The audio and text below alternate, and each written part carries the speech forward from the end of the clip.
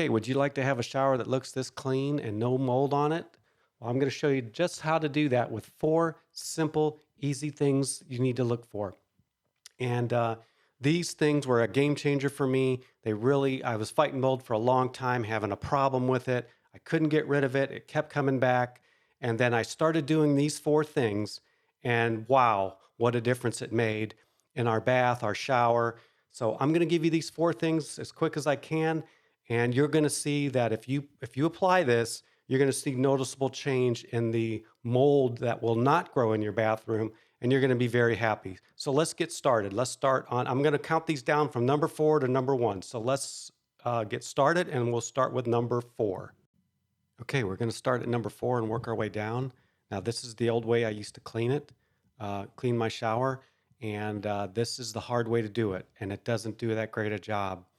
And so, what I found online, and what I'm going to suggest to you, if you really want to clean it, and this is really important that you clean it right, get one of these scrubbers. I got this off Amazon. It's battery operated, it's rechargeable, and this thing does a great job of cleaning the shower, the bathtub, whatever you need. And you have to have a good cleaning to control mold. And we're not using any high cost items to clean this. This is just strictly Comet with some water. We let it sit for the night, and then we come back with some water. And this thing just look, you could just see how well this thing works compared to doing it by hand. So the fourth thing you have to do, one of the four steps, is you have to clean it well. And if you do this right, you won't have to clean it, but every maybe 3 to 4 months, because this thing does such a wonderful job, and it really keeps the mold out, and it gets into the grout lines, and it just does something that you cannot do with your hand. It even does the walls.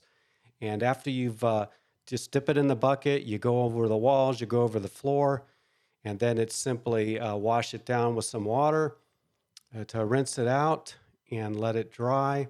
And you're going to be amazed. Look at how good that looks. It's beautiful. So you got to clean it right. That's one of the first steps in controlling mold in your shower. So that's step four. Let's move on to step number three. Okay, step three is your fan. Now, first things first, you see all those little things on the fan? You got to clean them off. That lint, stuff that gets stuck on the grill. If that thing is not drawing air cleanly, you are not going to remove moisture from the air, which is what causes a lot of mold. So you have to work hard to get that moisture out of there. And also, I recommend taking off that cover, which easily clips out, and look inside and make sure you, once a year at least, vacuum inside there. That's the fan blade in there. It gets dust in there. You want to keep this thing nice and clean so it moves air as much as possible. That's what helps reduce mold in your bathroom and helps remove moisture and reduce mold. And another thing you want to look at on your fan is the CFM. Now you'll see the CFM is on the right-hand side here. That's cubic feet per minute. That's how many blocks of air, if you will, that this thing moves per minute out of your bathroom, moisture. Now, most standard fans would have 50, like a builder puts in, but you want more than 50 to move the most air you can. And also, be aware that there's vents in your attic, -3 inch, that limit how many CFM fan you can use. So mine, I could only go up to 70 with a 3-inch vent. But if you have a 4-inch vent, you can go up to 90, maybe even possibly 100. But I was limited because of my vent size and when my house was built. But get the best CFM fan you can with the lowest sound level, and you're going to be very happy because it's going to move a lot of moist air out of your bathroom, reducing the chance for mold. So that's step number three. Okay, step number two is this little guy right here. I got this off Amazon. This is a timer. It's a fan timer. And you can see they've got a lot of different ones on there. I chose one from 5 minutes to 4 hours. You need to figure out which of these buttons that you need to use. Now, I use 30 minutes. It flashes 2 or 3 times, and then it starts. It'll stop after 30 minutes. You don't have to worry about it. You can forget about it. The problem without this device here is that people leave it on too long. People don't leave it on enough, and the moisture never gets out of the bathroom. With one of these, you touch the button when you start your shower and you forget about it. It goes on as long as it needs to, and then it stops and it perfectly removes it. Now remember, this is all based on math because the timer and how many CFMs your fan move determine how much moisture goes out. So you got to figure out what's the best one, 15, 30, maybe 60 for you. But once you figure it out, you just press that button and you're done. If you want to cut it out early, like I did right there, you just touch it and it shuts it off early. But this is a game changer right here.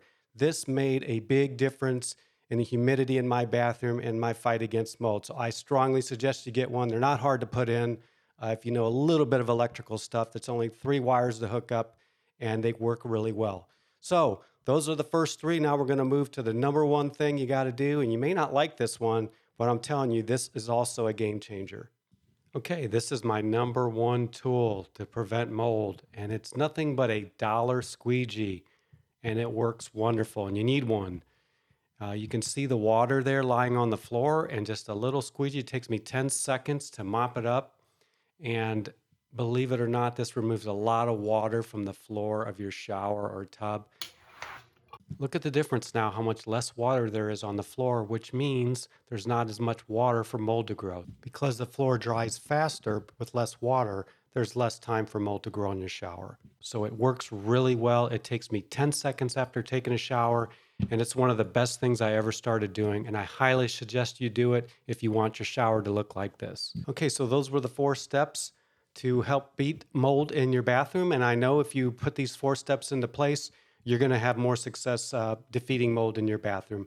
So I hope you liked the video. Thanks for being with us. Please subscribe if you haven't. Hit that like button. Thanks for being with us, and we'll see you on the next video. Take care.